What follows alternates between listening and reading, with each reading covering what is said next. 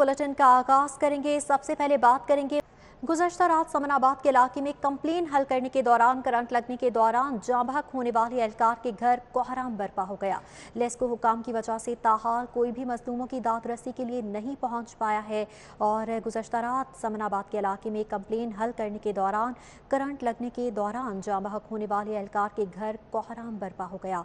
लेस्को हुकाम की जानिब से ताहाल कोई भी मजलूमों की दाद रसी के लिए नहीं पहुंचा है। गुज़श्ता रात समनाबाद के इलाके में कंप्लेन हल करने के दौरान करंट लगने के दौरान जाँ बहक होने वाले एहलकार के घर जो है गम का पहाड़ टूट गया और लेस्को हुकाम की जानिब से ताहाल कोई भी मजलूमों की दाद रसी के लिए नहीं पहुंचा है। इस हवाले से बताया जा रहा है कि गुज़श्ता रात समनाबाद में लेस्को मुलाजिम के जाँ बहक होने का ये अफसोसनाक वाक़या पेश आया था।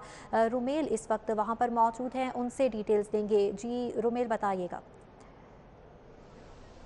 जी बिल्कुल, गुज़श्ता रात समनाबाद गोल चक्कर के करीब जो है वो काशिफ नामी लेस्को अहलकार जो है फ़राइज़ की अदायगी के दौरान कंट लगने से जाम बहक हो गया था। लेस्को अहलकार जो है वो मौसर जो है वो हिफाजती इक़दामात ना होने के बायस हाई वोल्टेज तारों से टकरा गया था, जिसके बायस जो है वो उसकी मौत वाक़या हो गई। अभी मैं उसकी रिहाइशगाह पर मौजूद हूँ, जो कि वाक़या है गुलशन रावी में। अहले मोहल्ला की एक बड़ी तादाद जो है वो नमाज जनाजा में शिरकत के लिए पहुँची हुई है। वाक़े की तफसीलात जानने के लिए करीबी अजीज़ मेरे साथ इस वक्त मौजूद हैं। आए उनसे बात करते हैं और जानते हैं। जी सर, बताइएगा कि क्या हुआ था, पूरी वाक़े की तफसील बताइए। सर गए ने उत्थे काम करने वास्ते बगैर दस्ताने तो दस्ताने ठीक नहीं सी, सुराख है सन, ठीक है। उस तो बाद करंट लग्या, थले डिग पे ने, तड़फते रहे तो फात पा गए ने ते रात नूं आए ने साडे कोल 20,000 रुपया लैके लो, तुसीं ये बच्चे का कफन दफन कर लो।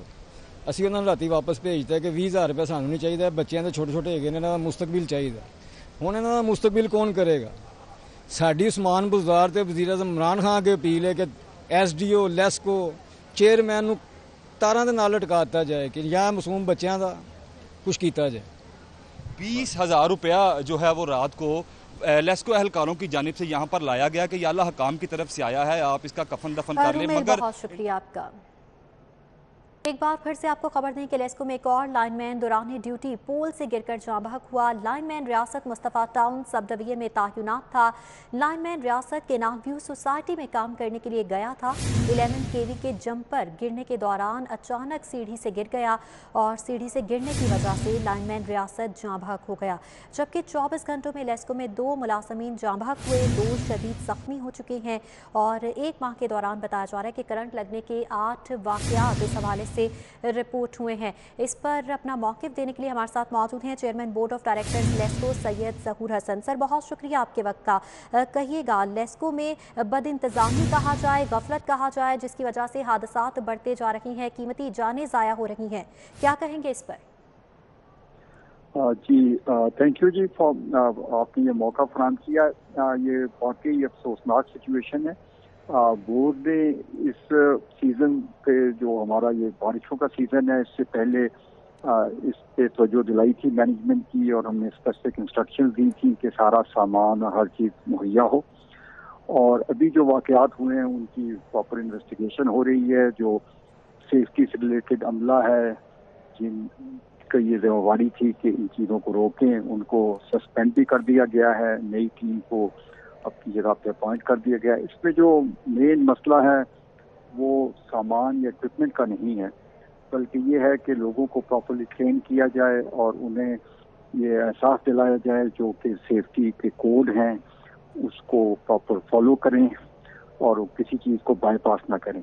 तो इस वक्त इन चीज़ों को एड्रेस करने के लिए डिवीजन लेवल पे वर्कशॉप वगैरह ऑर्गेनाइज हो रही हैं, नई टीम इसमें इन्वॉल्व है और जो हादसात हुए हैं उनके पीछे जो वजूहत थी उनका बाकी लोगों को बताया जा रहा है ताकि वो एहतियात करें। और इंशाल्लाह इस हफ्ते बोर्ड लेवल के ऊपर हम इसको रिव्यू करते रहेंगे अब और आगे इन वाक़यात को रोकने की पूरी कोशिश की जाएगी। सर, आगे तो वाक़यात को रोकने की कोशिश की जाएगी। हंगामी बुनियादों पर अभी आपकी क्या स्ट्रेटजी है, क्या इक़दाम उठाए जाएंगे? हिफाजती सामान फराहम नहीं किया जाता, आपके मुलाजमीन को इस्तेदाद से ज़्यादा काम लिया जा रहा है और साथ ही साथ ये भी कहा जा रहा है कि जब ट्रांसमिशन लाइन्स को ठीक करने का वक्त आता है तो पीछे से बिजली बंद नहीं की जाती। इसको कौन यकीनी बनाएगा? उसमें एक पूरे प्रोटोकॉल होती है जी जो फॉलो होनी चाहिए। अगर वो प्रोटोकॉल फॉलो नहीं होती तो उस वजह से हादसा होते हैं। ये कुछ जो इसमें इश्यूज होते हैं वो लाइन स्टाफ की तरफ से होते हैं और कुछ जो बैक एंड का स्टाफ है, इन सब चीज़ों को इन्वेस्टिगेट किया जा रहा है और बड़े सीनियर लेवल के ऊपर लोगों को इसका जो अकाउंटेबिलिटी को स्टैब्लिश किया जा रहा है। जैसे मैंने आपको बताया, इमीडिएटली कुछ वर्कशॉप्स, कुछ ट्रेनिंग हो रही है और नया स्टाफ जो है इस पे मामूर कर दिया गया है जो कि इन चीज़ों को हंगामी बुनियादों पर देख रहा है और इसकी हम इंशाल्लाह बोर्ड लेवल के ऊपर इसको सुपरवाइज करेंगे ताकि ये चीज़ें हों। बिल्कुल, इस हवाले से हम भी उम्मीद करते हैं कि मुस्तकबिल में इस तरह के हादसा पेश नहीं आएंगे, कीमती जानों का ज़िया नहीं होगा। बहुत शुक्रिया आपके वक्त। पंजाब में बल्दियाती इंतखाबात पर वज़ीर-ए-आज़म ने अहम इजलास तलब कर लिया है। वज़ीर-ए-आज़म हाउस में बल्दियाती इंतखाबात के हवाले से अहम इजलास होगा। वज़ीर आला उस्मान बुज़दार और वज़ीर-ए-आज़म हाउस में इमरान खान को ब्रीफिंग देंगे। सूबाई वज़ीर बल्दियात मियां महमूद रशीद भी इस मौके पर मौजूद होंगे। Chief secretary, principal secretary to CM भी शिरकत करेंगे। सेक्रेटरी बल्दियात वर्चुअल सिस्टम के तहत शिरकत करेंगे। बल्दियाती इंतखाबात की तैयारियों के हवाले से भी जायजा लिया जाएगा। वज़ीर-ए-आज़म हाउस में बल्दियाती इंतखाबात के हवाले से अहम इजलास है। पंजाब में बल्दियाती इंतखाबात पर वज़ीर-ए-आज़म ने अहम इजलास तलब कर लिया है। इस हवाले से डिटेल्स लेंगे अली रामे से। जी अली रामे, बताइएगा कब होगा ये इजलास? जी बिल्कुल, आज वज़ीर-ए-आज़म पाकिस्तान ने वज़ीर-ए-आज़म हाउस में एक अहम इजलास तलब किया है जो कि बल्दियात की इंतखाबात की तैयारियों के हवाले से है। क्योंकि आपको याद है कि सुप्रीम कोर्ट भी अब हुक्म दे चुकी है कि पहला जो एक बल्दियाती सिस्टम था उसको बहाल किया जाए, लेकिन उस पर अब पंजाब हुकूमत ने अपनी कुछ कानूनी मशावरत करने के बाद ये फैसला किया कि पंजाब हुकूमत अब बल्दियाती इंतखाबात जो है वो करवा दे। और उसी पर वज़ीर-ए-आज़म पाकिस्तान ने आज वज़ीर आला पंजाब को मदऊ किया है वज़ीर-ए-आज़म हाउस में, और वहाँ पर वज़ीर आला पंजाब और उनके साथ नए वजीर बल्दियाती वजीर मियां महमूद रशीद आइंदा बल्दियाती इंतखाबात के हवाले से उनको ब्रीफिंग देंगे। जबकि लाहौर से चीफ सेक्रेटरी कैंप ऑफिस में चीफ सेक्रेटरी पंजाब और प्रिंसिपल सेक्रेटरी सीएम और सेक्रेटरी बल्दियात वो उनको ऑनलाइन वर्चुअल मीटिंग में ब्रीफिंग देंगे। और इसका मकसद सिर्फ ये होगा कि आइंदा होने वाले इंतखाबात में या तो मुख्तलिफ जिला वाइज इंतखाबात किए जाए या डिवीजन वाइज इंतखाबात करवाए जाएँ। तो अगर लाहौर में अगर आम इंतखाबात बल्दियाती इंतखाबात करवाए जाते तो उसका एक टाइम पीरियड और होगा, दीगर जिला का टाइम पीरियड और होगा। इस हवाले से एक मुयस्सर रिपोर्ट जो है वो भी वज़ीर-ए-आज़म को पेश की जाएगी और आइंदा बल्दियाती इंतखाबात के हवाले से भी कि इंतखाबात को किस तरह से करवाया जाए, मुनक़्क़द कराया जाए, उस हवाले से तमाम तर सूरत हाल के हवाले से आज वज़ीर-ए-आज़म पाकिस्तान को 3 बजे के अहम इजलास में उनको आगाह किया जाएगा। जी ठीक है अली रामे, बहुत शुक्रिया आपका। पंजाब हुकूमत का एलडीए की बराबरी पर रिवर रावी अथॉरिटी को मुनज़्ज़म करने का फैसला। River Ravi urban development authority के रेगुलेशंस में बड़ी कानून साजी का फैसला किया गया है। रोड को अपनी हदूद में प्राइवेट हाउसिंग स्कीम्स की मंजूरी का इख्तियार देने के लिए कानून साजी की जाएगी। इस हवाले से फैसला किया गया है कि river Ravi urban development authority के रेगुलेशंस में बड़ी कानून साजी की जाएगी। इस हवाले से डिटेल्स लेंगे दुरे नायाब से। जी दुरे नायाब, बताइएगा कानून साजी का फैसला किया जा रहा है, कौन कौन से इख्तियारात दिए जाएंगे? जी बिल्कुल, river Ravi urban development authority को अब मज़ीद मुनज़्ज़म करने का फ़ैसला किया गया है। इस हवाले से पंजाब हुकूमत ने इसके इख्तियारात में इजाफे का फ़ैसला किया है और रिवर रावी डेवलपमेंट अथॉरिटी की जो कानून साजी है उसके लिए बेहतर तौर पर हिकमत अमली बनाई जा रही हैं, रेगुलेशंस लाए जा रहे हैं जिसकी मतवक्का तौर पर आइंदा 10 दिनों के अंदर बोर्ड के इजलास से मंजूरी ली जाएगी। एजेंडा तैयार करके डॉक्टर सलमान शाह जो कि चेयरमैन रिवर रावी अथॉरिटी उनके पास भिजवा दिया गया है। सबसे बड़ा इख्तियार रिवर रावी डेवलपमेंट अथॉरिटी के हदूद में अब कोई भी कानून साजी करते हुए प्राइवेट हाउसिंग स्कीम पास की जा सकेगी। इसके साथ लैंड शेयरिंग फार्मूला जो है उसका भी इम्प्लीमेंट किया जाएगा।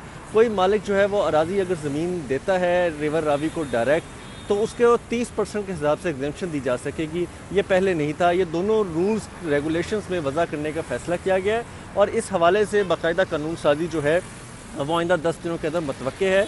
इसके बाद लैंड शेयरिंग भी हो सकेगी। प्राइवेट हाउसिंग स्कीमें जो इस रिवर रावी के हदूद में है जो 1,02,271 एकड़ है उसमें हो सकेगी और एक नया शहर जो आबाद होगा वो उसी तरह होगा जिस तरह एलडी अपनी हदूद में फैसले करता है, रिवर रावी को भी उसके पैरेलल खड़ा कर दिया जाएगा। जी ठीक है दुरे नायाब, बहुत शुक्रिया आपका। शुगर मिल्स केस में शहबाज शरीफ और हमजा शहबाज की अबूरी जमानत पर समाअत हुई। शहबाज शरीफ और हमजा शहबाज की अबूरी जमानत में 16 अगस्त तक तौसी दे दी गई है। आइंदा समाअत पर FIA से इंक्वायरी के मुतालिक रिपोर्ट तलब की गई। अदालत में शहबाज शरीफ और हमजा शहबाज ने हाजिरी मुकम्मल कराई।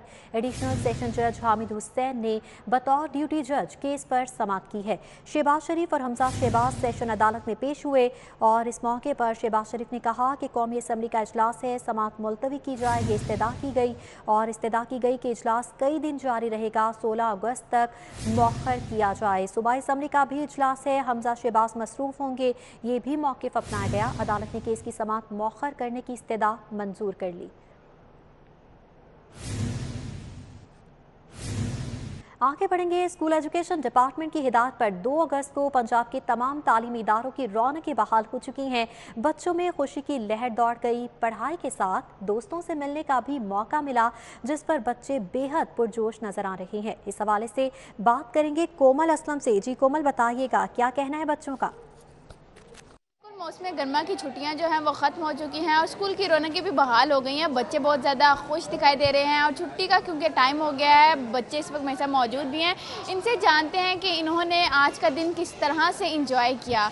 जी बताओ कि आज का दिन किस तरह इंजॉय किया और कैसा महसूस हो रहा है? अस्सलाम वालेकुम। आज हम बहुत खुश हुए। हम स्कूल आए 1 महीने की छुट्टियों के बाद। ऑनलाइन स्टडीज़ में इतना मज़ा नहीं आ रहा था जितना सर से मिल के आ रहा है और काफ़ी फ्रेंड से भी मिले हैं और SOPs का ध्यान भी रख रहे हैं, सर भी रख रहे हैं, हम भी रख रहे हैं।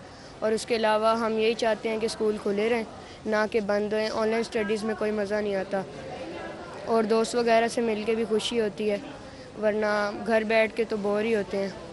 जी बिल्कुल, आपने बच्चों की बात सुनी और बच्चे जो हैं वो अपनी खुशी का इजहार कर रहे हैं, पुरजोश दिखाई दे रहे हैं क्योंकि आज उन्हें ना सिर्फ स्कूल में आके पढ़ाई करने का मौका मिला बल्कि अपने दोस्तों से भी मिलने जुलने का, हल्ला गुल्ला करने का उनके साथ मौका मिला है। कोमल, बहुत शुक्रिया आपका। हायर एजुकेशन कमीशन का बड़ा फैसला। सरकारी यूनिवर्सिटीज़ में प्रोफेसर्स की भर्तियों की नई पॉलिसी पर अमल दरामद मौखर कर दिया गया। प्रोफेसर और एसोसिएट प्रोफेसर की लागू होने वाली नई पॉलिसी को मुलतवी कर दिया गया है। यूनिवर्सिटीज़ में असातिज़ा के लिए पोस्ट PhD तजर्बे की नई पॉलिसी को मुलतवी कर दिया गया। इस हवाले से डिटेल्स लेंगे अकमल सोमरू से। जी अकमल सोमरू, बताइएगा फैसले को किन वजूहात की बिना पर मुलतवी किया गया? जी बिल्कुल, ये यूनिवर्सिटियों के असातिज़ा की जानिब से ये मुतालबा किया जा रहा था। वो असातिज़ा जिनका पोस्ट PhD का तजर्बा कम था लेकिन वो इस नई पॉलिसी की इज़्ज़त में आ रहे थे, इस पर असातिज़ा सरापा एहतजाज भी थे। हायर एजुकेशन कमीशन ने अब इस पॉलिसी को मौखर कर दिया है और हायर एजुकेशन कमीशन ने अपने नोटिफिकेशन में ये वाज़ेह किया है कि 30 सितंबर तक प्रोफेसर्स की भर्तियों की नई पॉलिसी मुलतवी कर दी गई है। हायर एजुकेशन कमीशन ने जो नई पॉलिसी लागू की थी, इस पॉलिसी के तहत एसोसिएट प्रोफेसर के लिए तजर्बे की शर्त PhD की डिग्री के बाद 8 साल से कम करके 4 साल की गई थी, जबकि प्रोफेसर के ओहदे के लिए जो तजर्बे की शर्त है ये 12 बरस से कम करके 8 बरस की गई थी। हायर एजुकेशन कमीशन ने यूनिवर्सिटियों में रवा बरस मार्च से ही नई पॉलिसी लागू की थी, जिसको अब मुलतवी किया गया है और इस पर अमल दरामद रोक दिया है।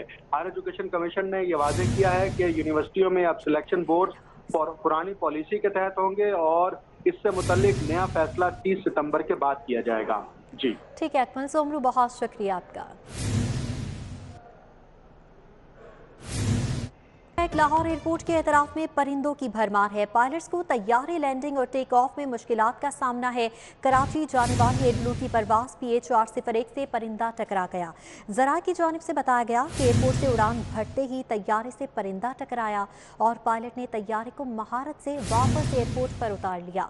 एयरब्लू इंतजामिया की जानिब से मुतासिर होने वाले जहाज को ग्राउंड कर दिया गया है। मुसाफिर दूसरे तैयारे से कराची रवाना होंगे। अंदरून शहर वाक़े गली सुरजन सिंह का तर्ज़े तामीर किसी तरह भी किसी यूरोपीय मुल्क के सकाफती विरसे से कम नहीं। सुरजन सिंह कौन थे और उनके घर में अब कौन रहता है, जानते हैं रिजवान नकवी की इस रिपोर्ट में। अब दिल्ली दरवाजे से दाखिल होकर शाही गुजरगाह पे चहल कदमी करें तो चंद कदम पे जो दूसरी गली आती है उसको गली सुरजन सिंह कहते हैं।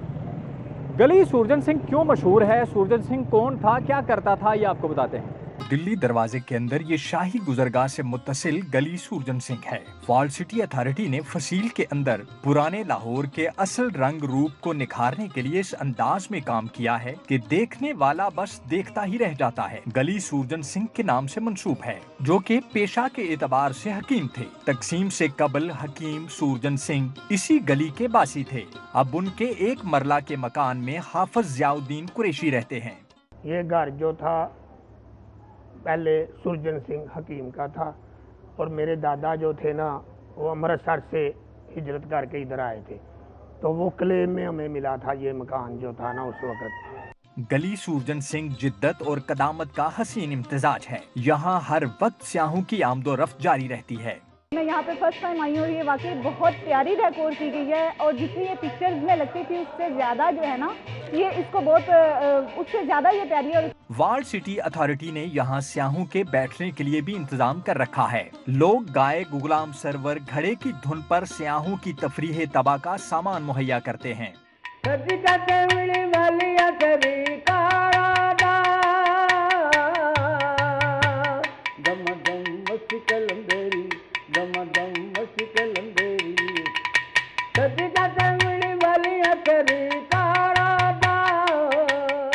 सूरजन सिंह के घर में जिंदगी की 62 बहारें देखने वाले जियाउद्दीन कुरैशी बताते हैं, उन्होंने गली सूरजन सिंह की बहाली से कबल यहाँ के मकीनों को कोड़ियों के भाव घर बेचते देखा, लेकिन अब पोश इलाकों के मकीन यहाँ मुंह मांगे दामों पर घर खरीदना चाहते हैं। मेरी उम्र है तकरीबन 62 ईयर और मैं उसी घर की पैदाइश हूँ। मेरे होश में यहाँ पे मकान 5-5 हज़ार में भी बिके हैं, लेकिन अब जो गली रेनोवेट हो गई है, वायरल हो गई है इंटरनेशनल सतह पे, अब तो करोड़ों रुपए भी लोग देते हैं तो कोई बेचने के लिए तैयार नहीं है। गली सूरजन सिंह के मकीन उस पुराने रहन सहन का लुत्फ ले रहे हैं जो कभी शहर लाहौर का खासा हुआ करता था। गली सूरजन सिंह जहां स्याहों के जमालियाती ज़ौक़ की तस्कीन कर रही है, वहीं इस गली के बासी रौनकें बहाल होने पे खासे खुश दिखाई देते हैं। कैमरामैन काशिफ बेग के साथ रिजवान नकवी, सिटी फॉलो। शहर लाहौर की आम खबरें आपने जानी। इसके साथ ही न्यूज़ स्टूडियो से फिल वक्त इतना।